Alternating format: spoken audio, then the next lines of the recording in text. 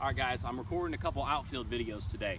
I played outfield at the University of South Alabama, specifically right field, okay, for 4 years, and I'm going to talk to you about a couple of things today, but this video specifically is the #1 flaw I see all outfielders do, okay?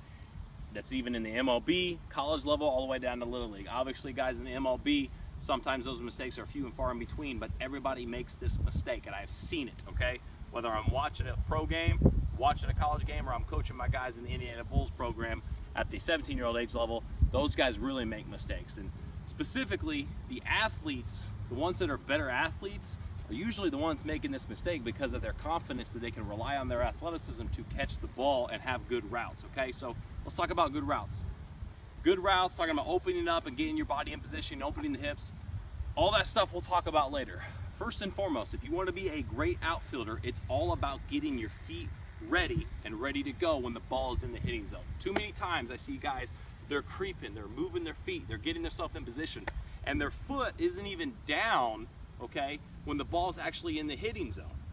All right, that's a flaw. If my foot's not down, I'm going to take a false step on my first jump going after the baseball. All right, guys that are squared up or guys that are straight up, straight down, I'm not in a ready position. I'm not in an athletic position. Okay, if I'm sitting here and I'm just in a stabilized position, and then I bend down right here. If I bend down too late, I'm not in an athletic position. When the ball's getting in the hitting zone, you have to time your feet on the balls of your feet, athletic every single time. So if I see a guy that does a 1-2 and kind of creeps into it, his foot's not down, that's going to cause a bad jump. It's going to cause a false step.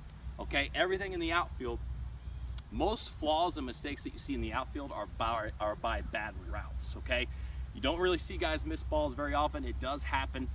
You know, throwing errors happen, letting the ball go in between the legs happen, but most of the flaws or mental errors in the outfield are from bad routes that can be fixed by making sure your feet are down when the ball's in the hitting zone. So whether you're a creeper guy, a 1-2, okay? Whether you're a 1-2-3 guy, or whether you're a guy that's in position, maybe you stagger your stance a little bit depending on what position in the outfield you're playing, it doesn't matter. You are here in a ready position, ready to make your jump, ready to open your hips up depending on where you see contact on the barrel going after the baseball. Again, the biggest flaw, foot's in the air. It's going to cause a false jump, a false move, a false step. Guys that are straight up, straight down, those guys are being lazy as coaches, parents, specifically the coaches. You need to be all over those guys if they're just standing up here being lazy. Summer ball is what I coach. A lot of guys get lazy because we play a lot of games in a short amount of time. We have long days. Guys will get lazy like that. You cannot afford, if you're teaching elite level athletes, if you're teaching low level athletes or mid-level athletes, it doesn't matter. You can control two things, your effort and your attitude. If they're being lazy, they're not in the ready position, you need to be on them. So again, #1 flaw, you work on your routes, you will become 10 times better in your routes immediately.